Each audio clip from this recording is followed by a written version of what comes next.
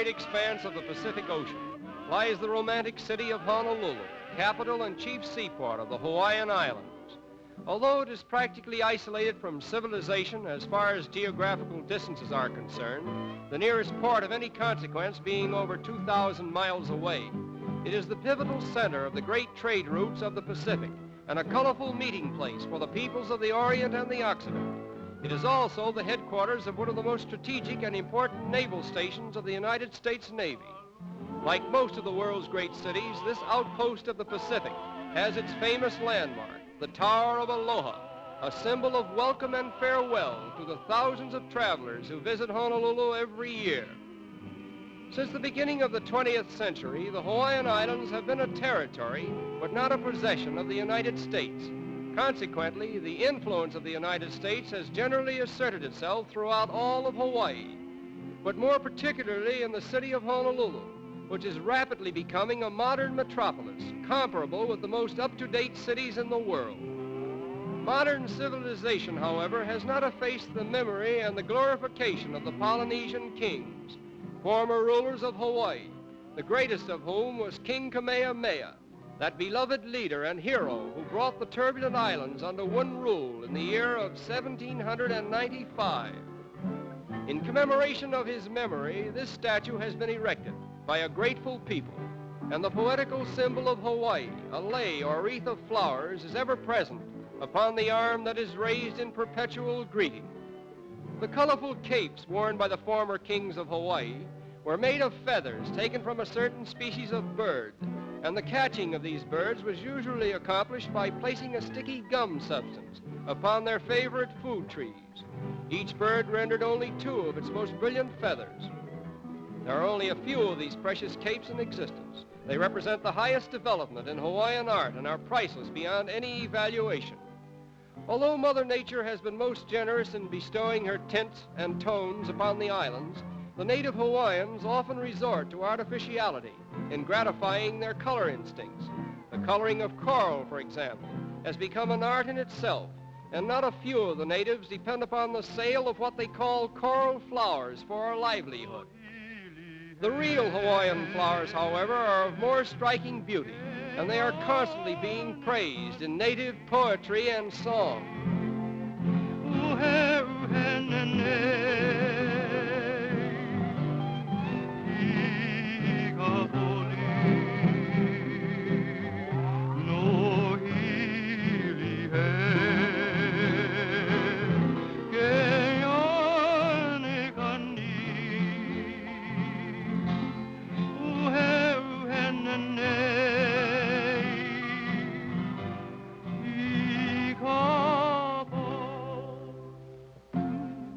In a land that has over 900 species of flowering plants, it is only natural that flowers should play an important part in the lives of the native people, and this probably accounts for the custom of making floral wreaths or leis, which are placed upon the shoulders of visitors as a romantic token of welcome. When Captain Cook discovered Hawaii over 150 years ago, he estimated the native population to be about 400,000. But today, chiefly because of intermarriage, there are not more than 15,000 pure-blooded Hawaiians left upon the earth. The hula of ancient Hawaii, however, continues to be the traditional dance of the people, and it will probably remain as such long after the original Hawaiian race is completely absorbed by other races.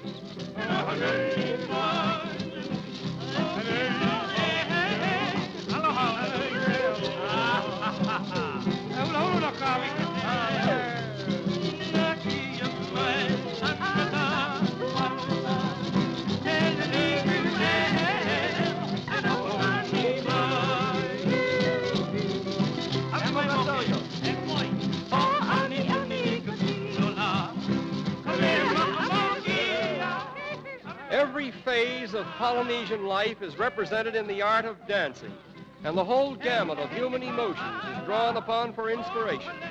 There are hulas of rowing and hunting, hulas of courtship and love, hulas of birth, and hulas of death. As a matter of fact, little or nothing could have been recorded in the history of Hawaii prior to the coming of the white man, if it were not for the ancient records that have been preserved in the art of Hawaiian dancing.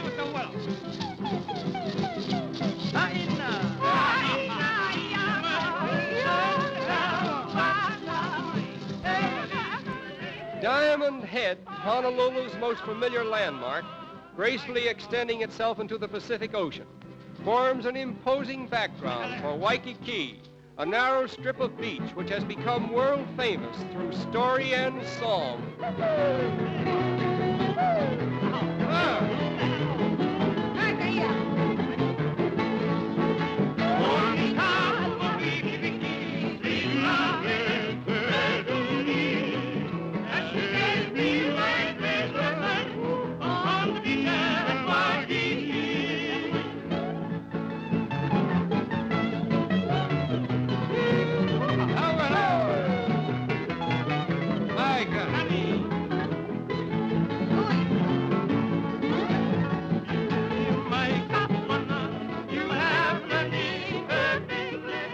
Nothing in all the world is more beautiful than the coast of Hawaii, where the white crested waves of the turquoise sea lazily caress the colorful shores, and an atmosphere of pleasure and peace is ever present. Over 1,000 years ago, when European seamen were still hugging their coasts in staunch little ships, afraid lest they fall off the edge of the world, the ancient Hawaiians were crossing thousands of miles of open sea in frail canoes with only the stars, the winds, and the birds to guide them. And at the end of their long and perilous journey, this was the coast that they sighted, and it was somewhere along this colorful shore that they landed.